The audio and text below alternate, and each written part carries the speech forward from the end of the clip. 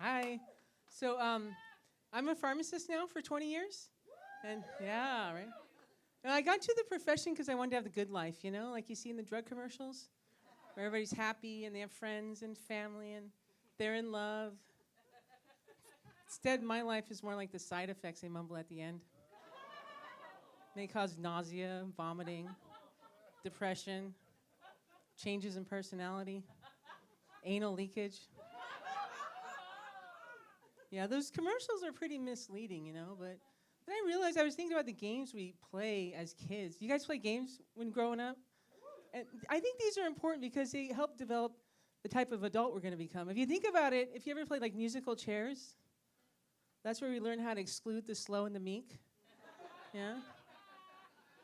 You guys ever play Simon Says? Yeah, that's a good one. That's where we learn about obedience and mind control. Yeah? You guys want to play? You remember how to play? Simon Says, raise your right hand. Simon Says, raise your left hand. Simon Says, bark like a dog. Now laugh. Oh, you guys, now laugh hysterically. Simon Says, now laugh hysterically. Yeah. All right, that's better. How about Marco Polo? You guys play Marco Polo? That's where we learn how to fuck with the blind people. Right? Yeah. That's what happens, right? And what about hide and seek? Yeah, that's where we learn how to run from the cops. Huh?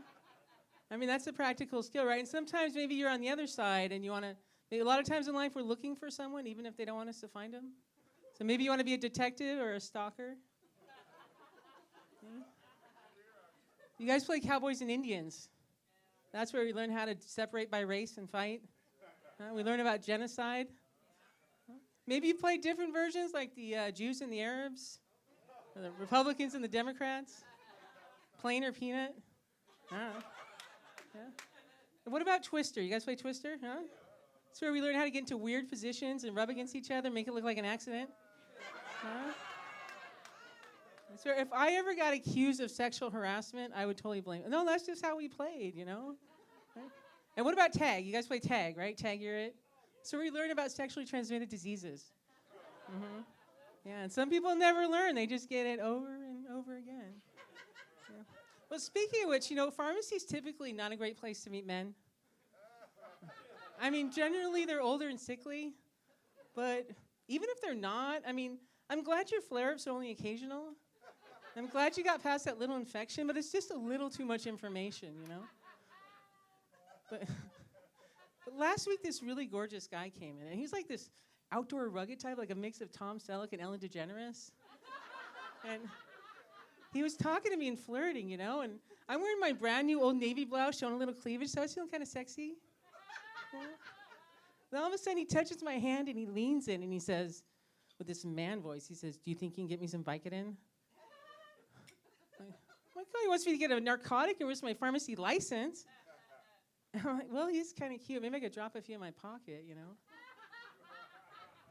But then I saw on the computer he had a serious problem with erectile dysfunction. So I'm like, yeah, sorry, honey, can't help you. You know, another thing that drives me crazy is we learn all this amazing information in pharmacy school, and then people come and ask us other things, like, is the Charmin toilet paper still on sale? You know?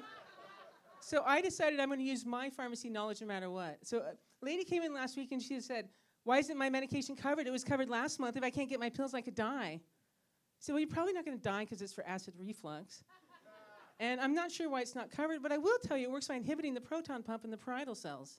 It's especially effective for people who haven't had good response with the H2 antagonists. In fact, it's a sulfonyl group that provides a unique mechanism of action. She didn't care. You know? She's like, you're no help, and she walks away. I'm like, that's a $100,000 education, lady.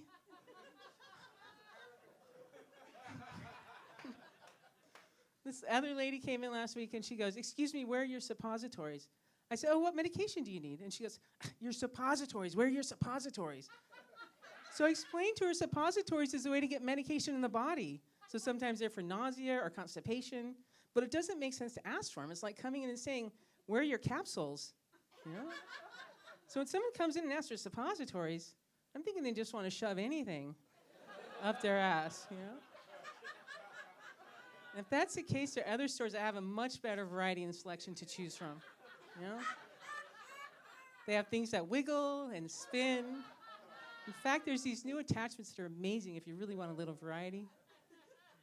This is a pharmacy. We don't carry that stuff here. You sick bitch. Yeah. Thanks, you guys. I do my hair toss, check my nails. Baby, how you feeling?